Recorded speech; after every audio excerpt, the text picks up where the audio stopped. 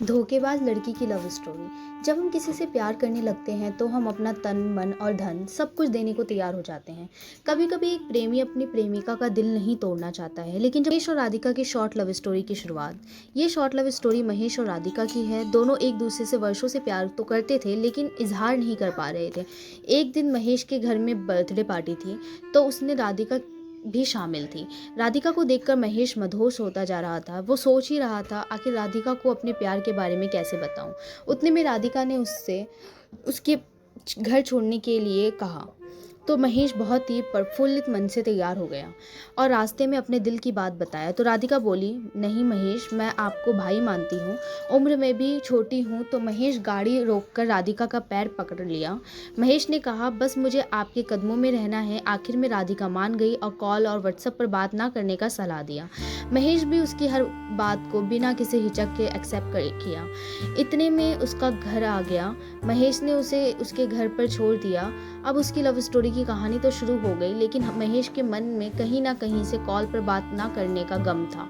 उसे फील हुआ राधिका पहले से ही किसी से अटैच है, मैं उसकी खुशी में बाधा बन रहा हूँ। वो खुश है तो मेरा प्यार खुश है। इतना सब कुछ मंथन करने के बाद महेश ने उस लड़की से माफ़ी मांगने का फैसला लिया। लगभग 2 दिन बाद महेश ने किसी तरह से लड़की से जाकर माफ़ी मांगी। महेश ने बोला, राधिका मुझे माफ़ कर देना, मैं आपसे प्यार नहीं करता। इतना कहते ही राधिका पूरी तरह से शॉक्ड रह गई। आखिर प्यार के लिए जो बंदा पैरों पर गिर सकता है, वह अचानक माफ़ी क्यों मांग रहा है। 20 दिन नहीं बीते थे, राधिका पूरी तरह से बेचैन होने लगी। महेश से मिलना चाहती थी, अपनी गलती का माफ़ी मांगना चाहती थी। जैसे तैसे राधिका ने महेश से कांटेक्ट किया और अपने प्यार का इजहार किया।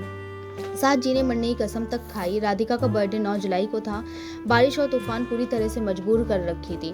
लोगों का आना जाना मुश्किल था। इसके बावजूद महेश ने बर्थडे सेलिब्रेशन के लिए मार्केट जाकर उसके लिए गिफ्ट लिया। उसी रात में मिलने की प्लानिंग भी थी। महेश ने रात के 1 बजे उससे मिलने गया। उसे गिफ्ट देकर उसके साथ माथे पर टीका लगाया। फिर गले जैसे ही लगाना चाहा तो राधिका महेश के ऊपर भड़क गई। सिर्फ इसीलिए प्यार करते हो। महेश एकदम शून्य हो गया, मानो उसके पैरों तले जमीन खिसक गई।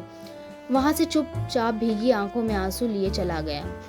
महेश के दिल पर जो चोट, दोनों की बातचीत बंद हो गई और अलग अलग रहने लगे। महेश के दिल पर जो चोट लगी थी वह कभी भूल नहीं सकता था। उसके सारे कांटेक्ट को ब्लॉक कर दिया था। 2 महीने बाद राधिका ने अपनी फ्रेंड के नंबर से कॉल करके माफ़ी मांगी, तो महेश ने साफ इनकार कर दिया। मैं कभी भी आपसे संपर्क नहीं रख सकता हूँ, मैं आपके काबिल नहीं हूँ। इतना सुनते ही राधिका रोने लगी और एक चांस के लिए गिड़गिड़ाने लगी। तो महेश भी मान गया।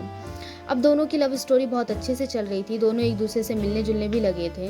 महेश राधिका की हर जरूरत को पूरा करता था, यहाँ तक कि उसके कॉलेज की फीस भी भरता था।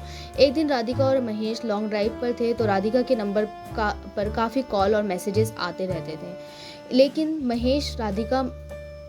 महेश के सामने कोई भी कॉल और मैसेज पिकअप नहीं किया।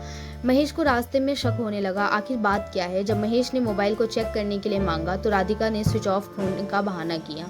अब राधिका और भी शक के घेरे में आ गई। महेश गाड़ी रोका और मोबाइल लिया तो देखा 53 मिस कॉल्स और व्हाट्सएप खोलकर चेक किया तो आई लव यू जानू जैसे मैसेज लगभग 16 लड़कों के थे, जिसमें राधिका का भी रिप्लाई था।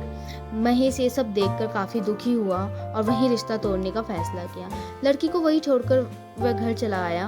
वो कहते हैं ना, सच्चा प्यार करने वालों को सच्चा प्यार नहीं मिलता है। जैसे कि आपने राधिका और महेश की शॉर्ट लव स्टोरी को देखा।